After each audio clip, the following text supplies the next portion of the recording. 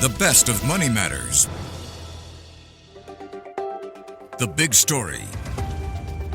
Welcome to The Big Story. I'm Hongbin Jeong. U.S. President Donald Trump has nominated entrepreneur Anji Sinha to serve as the new United States ambassador to Singapore. Now, Mr. Trump has praised Dr. Sinha as a highly respected entrepreneur and expressed confidence in Dr. Sinha's ability to represent U.S.'s interests abroad. Yet, Dr. Sinha is relatively little known, with no presence on websites or social media platforms. Now, this appointment is still subject to confirmation by the Senate. So who exactly is Dr. Sinha? And why did Trump choose Dr. Sinha as his ambassador? And how will the Senate confirmation process play out given that there are other high-profile nominees awaiting approval? Well, joining us now is Kevin Chen, who is Associate Research Fellow with the U.S. program at IDSS at RSIS. Kevin, welcome back to the show. Thanks for having me. Thank you so much for joining us. Kevin, what do you make of Donald Trump's decision to nominate Dr. Anji Sinha as ambassador to Singapore? Was this expected, and were there other contenders for this post? Well, I suppose it wasn't really expected, but it's not a great surprise either. From what little we know, Dr. Sinha, like you said, he's an entrepreneur, a bit of a career diplomat, but this kind of fits with the trend in ambassador appointments that we've seen from America since at least the Bush years, back in from 2001 to 2008. The last career diplomat appointed to Singapore, for example, I think that was Frank Levin, former Undersecretary of Commerce for International Trade. He held the ambassador position from Singapore from 2001 to 2005. And he also helped to negotiate the U.S.-Singapore Free Trade Agreement.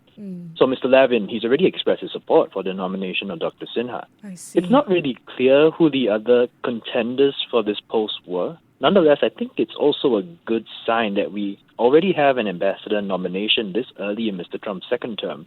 It took until May in Mr. Trump's first term, for example, to nominate his ambassador to Singapore back then, although the nomination ended up not working out. Right. I mean, as you mentioned there, during Mr. Trump's first term, the post of ambassador had stayed vacant for Singapore. Does his appointment signal that he views U.S.-Singapore relationship as a vital importance to both nations, you think? Yes, I believe that Dr. Sinha's nomination does show Washington's interest in the U.S.-Singapore relationship. Singapore is not a treaty ally of the United States, but we are recognized as major security cooperation partners under the 2005 Strategic Framework Agreement. We also have many areas of cooperation beyond traditional security, from cybersecurity to artificial intelligence. Right. Overall, the very act of nominating an ambassador to Singapore this early on, like I said just now, instead of letting the embassy be helmed by a charge d'affaires, the second in command, it's a good sign. During Mr. Trump's first term, for example, even at the end of 2018, there were 18 or so countries that didn't even have a nominee for an ambassador, including countries such as Pakistan and Mexico. Right. Well, let's find out more about his nominee, Dr. Anji Sinha. Now, while Trump has called Dr. Sinha as a highly respected entrepreneur with an incredible family, Dr. Sinha appears to be relatively little known. I mean, Dr. Sinha has no presence on websites or even social media, and most observers in Washington, D.C. said they had not even heard of Mr. Trump's nominee. So what do you think the relative, obscurity of Dr. Anji Sinha signals about President Trump's approach to, ambassadorial appointments? Well, frankly, we're going to have to wait for more information until, more information about Dr. Sinha is publicly known to be able to make more detailed insights into why they were chosen. For now, looking at the list of people that Mr. Trump has nominated as his ambassadors so far, I think it's quite clear that he wants people that he can trust to convey his messages, as opposed to high-profile individuals who might have their own agenda and, say, dominate the spotlight. I think Mr. Trump very much wants to be at the center of U.S. foreign policy. I see. Well, then, does Dr. Sinha's lack of public profile suggest that Trump is prioritizing different qualities for his ambassadorial appointments, such as loyalty or expertise in business, rather than diplomatic experience, especially given that we know that he has called Dr. Anji Sinha a great entrepreneur? Well, I think for the most part, presidents, not just Mr. Trump, but presidents before him, they generally choose ambassadors who align with their political opinions, right? But, of course, the broader points for Mr. Trump, he values loyalty, and I think he might also believe that it is easier for an entrepreneur to function as his ambassador to Singapore than a career diplomat. You see, a common refrain that I hear from US officials is that the US is the biggest investor in Singapore and Southeast Asia as a whole, but it still lags behind China in terms of perceptions of economic influence, and they find that endlessly frustrating. Right. Mr. Trump might want an ambassador to Singapore who can interact with the business groups and convey US interests and investments in the region more broadly. And he might think that's more important than having a career diplomat come in. Well, for some generic political view here, what are the potential risks and rewards of appointing someone with a low public profile to such an important diplomatic position? The rewards of appointing someone with such a low public profile would be they can enter the position with a clean slate and no political baggage. They're free to reinvent themselves as they wish, and that can be a good thing. Right. While there are risks, including, the prospective ambassador might need more support to handle any technical negotiations, I think it's also a subtle sign of trust in the Foreign Service officers already working in the Singapore embassy, that they will be able to guide and advise the new ambassador in their roles and responsibilities. After all, the embassy is, it's got a very capable team who are keen observers of the region in their own regard. I see.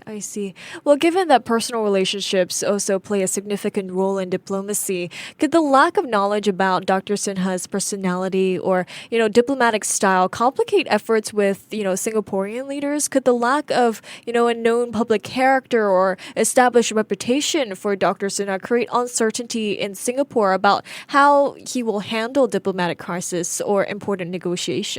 I think you raised a good point there about, the role of personality in diplomacy. But I think the personality at play here, it's not Dr. Sinha. Dr. Sinha would merely be a conduit for Mr. Trump. Right. So I doubt that, lack of knowledge about Dr. Sinha's personality or diplomatic style will complicate efforts to engage with Singaporean leaders. The U.S.-Singapore relationship, it's deeper than just, who is the U.S. ambassador here. There may be an orientation period where both parties, the U.S. ambassador and the Singapore government, will need to familiarize themselves with their respective working styles, but I expect this to pass before long.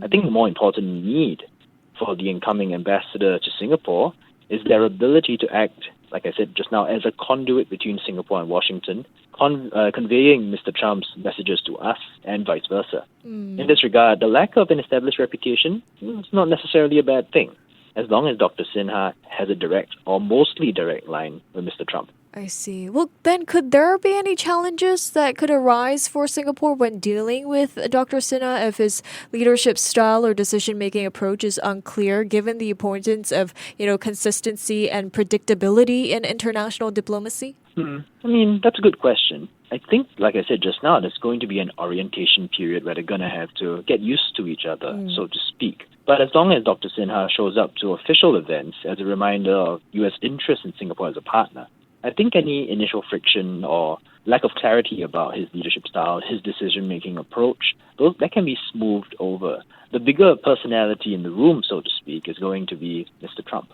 I see. Overall, then, Kevin, what are the possible implications of Trump's announcement that the nominee will, put America first in the context of U.S.-Singapore relations? Well, that was kind of expected. It boils down to the mantra that Secretary of State Marco Rubio noted in his address to State Department staff back in January. The focus for U.S. foreign policy should be on making America safer, stronger, and more prosperous. Those are the key tenets of the America First approach, in his words. So this doesn't necessarily mean that we can expect the U.S. to, just coerce us into outcomes that solely benefit them. But it means that we here in Singapore, we should be aware that Mr. Trump expects to be able to enjoy tangible outcomes, tangible political victories that he can brandish at home. And if we want the relationship to prosper, we need to find those kind of little wins that we can give him. I see. So what do you think the U.S. is hoping to achieve in its diplomatic relationship with Singapore through this appointment? What should Singapore be ready for? Well, Singapore should be ready for the need to answer a very important question from their U.S. counterparts. What's in it for the U.S.? Okay. So it may sound blunt, but every country is expected to pursue the national interest on the international stage, right? To this end, Singapore officials should be ready with pragmatic suggestions on deepening the relationship in areas both old and new to push for outcomes that would be good for both sides. Right. one example that I keep returning to in discussions with my colleagues too, it's kind of how Singapore has made it a point to sign a network of digital economy agreements with countries such as the United Kingdom and South Korea. Maybe we should explore extending this opportunity to the US as well.